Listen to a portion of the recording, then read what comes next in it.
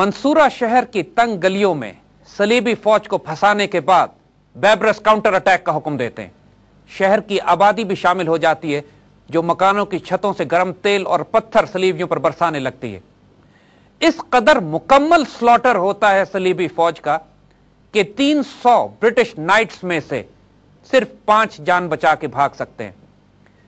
King Louis का भाई और हॉस्पिटलर और टेम्पलर नाइट्स तमाम के तमाम मंसूरा शहर की गलियों में ज़िबा कर दिए जाते हैं। इस मुकम्मल तबाही के बाद बैबरस की क़यादत में ममलूक फौज रीऑर्गेनाइज करती है, शहर से निकलती है और उस सलीबी फौज पर जो दरिया पार कर रही होती है, किंग लुई की क़यादत में उस पर टूट पड़ती है। किंग लुई और उसकी फौज अभी दरिया के बीच में और 2 किनारों के दरमियान ही फंसी होती है। इनके पास किश्तियों की कमी होती है और उनके तीर अंदाज दस्ते अभी पीछे होते हैं, जबकि सिर्फ थोड़ी सी प्यादा फौज दरिया पार करके मंसूरा के करीब पहुंची होती है। उस फौज पर तो ममलूक सुल्तान और फौज इस बुरी तरह टूट के गिरते हैं कि मजीद किसी फौज की अब दरिया पार करने की गुंजाइश नहीं रहती। बड़ी मुश्किल से लुई एक रियर गार्ड एक्शन में लड़ते हुए अपनी फौज को बचा के दरिया के परली तरफ ले जाने में कामयाब होता है। अब ममलूक उसके ताक़ुब में है। अब जंग का पासा पलट चुका है। मिलिट्री एडवांटेज मिस्री फौज के पास होती है और बैबरस एक शाहीन की तरह ताबड़तोड़ हमले उस फौज पर करते हैं कि जो एक रिट्रीट करते हुए रेयर गार्ड एक्शन लड़ने की कोशिश कर रही होती है। लुई अपने आप को बहुत जुर्रत और दलेरी के साथ अपनी ईसाई फौज के पीछे रखता है और बैबरस के हमलों को रोकने की कोशिश करता है, लेकिन इसकी किस्मत इसका साथ नहीं दे रही थी।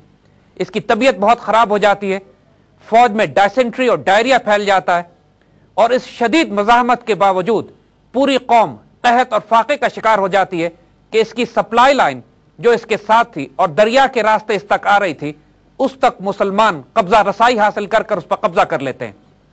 अब सलीबी फौज चारों तरफ से घेरे में होती है और बादशाह इस कदर बीमार हो जाता है कि इसके पास मजीद लड़ने या पेशकदमी की भी ताकत नहीं होती। चारों तरफ से घिरी जाने वाली ये सलीबी फौज अब मुसलमानों की आखिरी यलगार का इंतजार करती है और बादशाह को एक मकान में रखकर इसके बॉडीगार्ड दस्ते इसके आखिरी दफा की तैयारी करते हैं।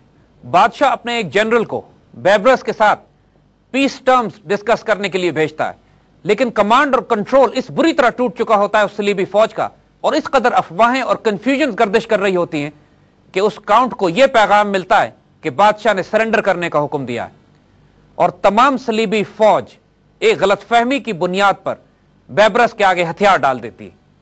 बादशाह लुई अपने तमाम जनरल्स और फौज के साथ जिंदा गिरफ्तार कर लिया जाता है। अब सिर्फ डिमीटा का किला सलीबियों के पास रह जाता है और बादशाह लुई की मलका अपने थोड़े से नाइट्स के साथ उस किले की हिफाजत के लिए रह जाती है। मगर मुसलमानों की मुश्किलात भी कम नहीं थी। काहिरा में सुल्तान के किले में बार बार बगावत होती है और सुल्तान कत्ल भी हो जाते हैं और उसके बाद यके बाद दीगरे कई सुल्तानों को बिठाया जाता है। इस सारी कंफ्यूजन के दौरान बिल आखिर एक ममलूक अपने आप को सुल्तान डिक्लेयर करते हैं और अयूबी डायनेस्टी का खात्मा मिस्र से कर दिया जाता है। अब बादशाह लुई मजबूर होता है कि बहुत शर्मनाक शराइत पर मुसलमानों से मुआहदा कर ले। इन शराइत के मुताबिक डिमीटा का किला दोबारा मुसलमानों को मिल जाता है और बादशाह अपनी फौज को और अपने आप को छुड़ाने के लिए बहुत भारी जुर्माना अदा करने पर राजी होता है।